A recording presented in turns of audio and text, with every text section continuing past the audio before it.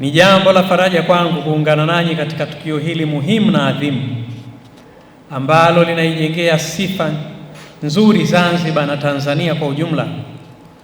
katika masoko ya ndani na ya nje ya nchi yetu kwa kuhamasisha ushindani wenye tija na kuongeza ubora wa bidhaa na huduma. Tunzo hizi za umahiri ni ishara ya juhudi kubwa zinazofanywa na taasisi, makampuni, wajasiriamali na wadau mbalimbali katika kuhakikisha viwango vinazingatiwa katika uzalishaji na utoaji huduma. Ni dhahiri kuwa ubora wa bidhaa na huduma ni msingi muhimu wa kulinda afya na usalama wa wananchi pamoja na kukuza ushindani katika masoko ya ndani na nje ya nchi yetu. Serikali ya Mapinduzi ya Zanzibar, kwa kutambua umuhimu wa viwango vya bidhaa na huduma ndani na nje ya nchi yetu, imekuwa ikichukua hatua mbalimbali za kuweka mazingira bora ya kuhakikisha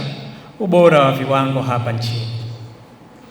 Miongoni mwa hatua hizo ni pamoja na kuanzishwa kwa Taasisi ya Viwango Zanzibar ZBS kupitia Sheria ya Viwango ya Zanzibar namba 1 ya mwaka 2011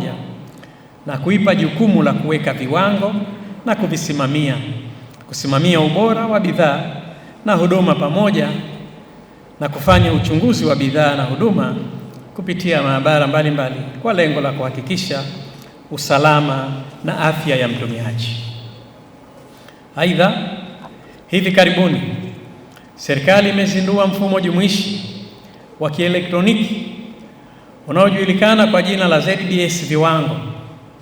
Mfumo huu wa kisasa umewezesha Taasisi ya Viwango Zanzibar ZBS kuweza kufuatilia bidhaa kwa usahihi zaidi, kutoa vyeti vya ubora kwa haraka na kuwawezesha wadau wote kupata taarifa kwa njia ya kidijitali. Hatua hii pia imeongeza ufanisi zaidi katika sekta ya viwanda na biashara na hatimaye kuchochea maendeleo ya uchumi wa nchi yetu. Kadhalika, katika kuhakikisha ZBS inakuwa ya kisasa zaidi na kuendana na mabadiliko yanayoibuka kila leo, serikali imedhamiria kujenga jengo la kisasa katika eneo la viwanda la Dungazuze ambalo litakuwa na maabara 20 za kutolea huduma mbalimbali na litakuwa la kwanza kwa ukanda wa Afrika Mashariki katika utoaji huduma. Kwa sasa hatua ya